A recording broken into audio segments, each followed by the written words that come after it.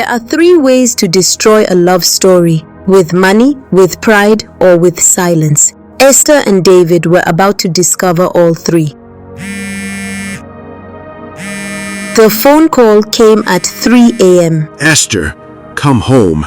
We need to talk about this boy. Her father's voice cut through the darkness like a cutlass through grass. David felt her body tense beside him in the library where they'd fallen asleep studying. They'd been inseparable since the envelope incident 2 weeks ago, but neither had spoken about what came next. What did you tell him? David whispered as she hung up.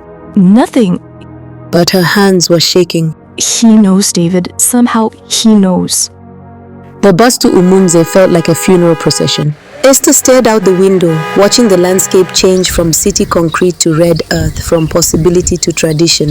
Her phone buzzed constantly, David texting, "We can do this, I love you. Whatever happens, we'll figure it out." But with each mile closer to home, David's words felt more like whispers against a hurricane. At the final bus stop, her cousin James was waiting instead of her father. Bad sign. He's been asking questions about David, about his family, about money. James said, loading her bag. What kind of questions? The kind you don't want to answer. Chief Michael sat in his carved wooden chair like a judge. The compound felt smaller than Esther remembered, the walls closer, the air thicker. Sit, he said without looking at her. Esther remained standing. Dad, I can explain. Explain what? That you've been lying to me for months? That you think I'm a fool who doesn't have ears in every corner of this state? His voice was dangerously calm. Esther knew this tone. It preceded storms. I never lied. You said you were just friends? He finally looked at her, and she saw something she'd never seen before in his eyes. Disappointment mixed with something darker. Mrs. Ruby's daughter, Cynthia, saw you holding hands. She told her mother you come back from dates glowing like a woman in love. And you stand in my house and tell me you never lied? The accusations hit like physical blows. Esther felt the walls of her childhood closing in. Yes, I love him, she said, her voice stronger than she felt. And he loves me. Love. Chief Michael spat the word like it tasted bitter. Where is he, this boy who loves you so much that he sends you to face your father alone? He wanted to come. But you told him not to, because you know shame when you see it. The words hung in the air like smoke from a funeral pyre. Back in Nsukka, David paced his dormitory room like a caged animal. His roommate Clinton watched him with growing concern. Just go to her. Sitting here won't solve anything.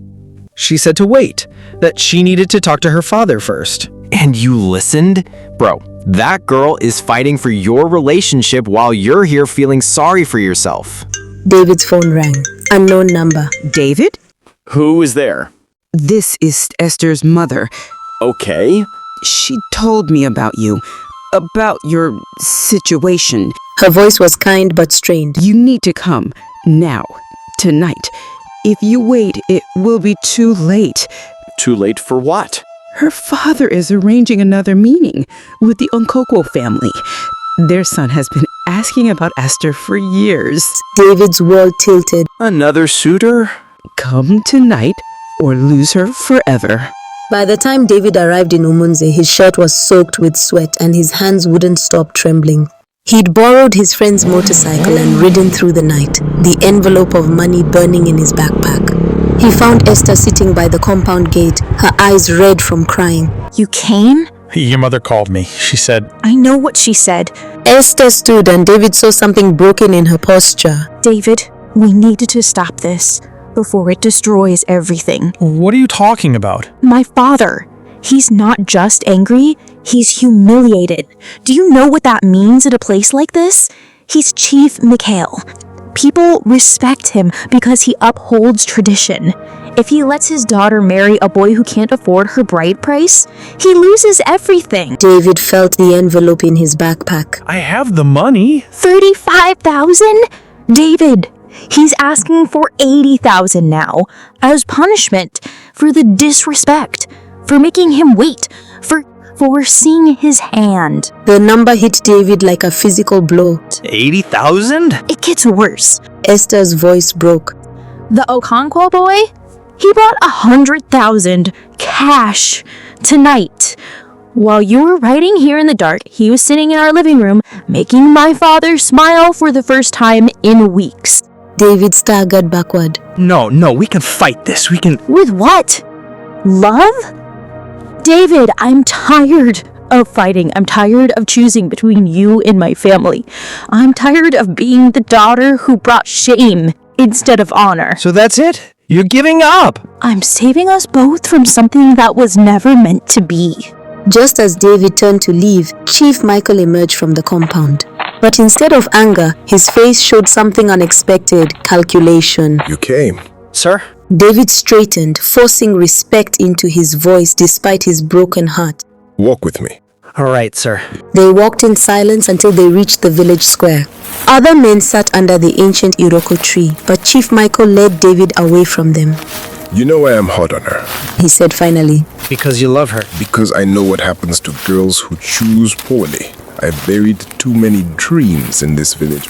Too many young women who thought love would feed their children. David waited. But tonight, I watched my daughter cry over you. Real tears, the kind a father never wants to see. The Okonkwo boy brought his money. Do you know what else he brought? Her. David shook his head. Arrogance, disrespect. He looked at my daughter like she was a prize he'd already won. Like the money made her his property. You, on the other hand, rode through the night on a borrowed motorcycle because you thought you were losing her, even after she told you to stay away. David's heart began to race. So, here's what we're going to do. You're going to prove you're serious, not with money, with sacrifice. Real sacrifice. What kind of sacrifice? Chief Michael smiled, and for the first time, it wasn't frightening. You see, tomorrow morning, be here at dawn. And David, Yes, sir. bring your pride. You're going to need it to swallow it. As David walked back toward Esther, his mind raced with possibilities. What did her father mean? What kind of sacrifice? And why was he suddenly willing to negotiate? Esther was still by the gate, but she wasn't alone. A young man in expensive clothes sat beside her. The Okonkwo boy, no doubt. Even from a distance, David could see the possessive way he leaned toward her. As David approached, the young man stood, sizing him up with obvious disdain. So you're the poor boy. He said, his voice carrying the confidence of someone who'd never been told no. I heard you were coming. David ignored him, focusing on Esther. Your father wants to see me tomorrow, at dawn. Esther's eyes widened. What did he say? That I need to prove I'm serious with sacrifice, not money. The Okonkwo boy laughed. Sacrifice? What can you possibly sacrifice that I can't buy twice over? David looked at him steadily. We'll find out tomorrow. But as he walked away, one question burned in his mind. What if Chief Michael's test was designed not to prove David's worth, but to prove he wasn't worthy at all? And in the distance, lightning flickered across the horizon, promising a storm that would change everything.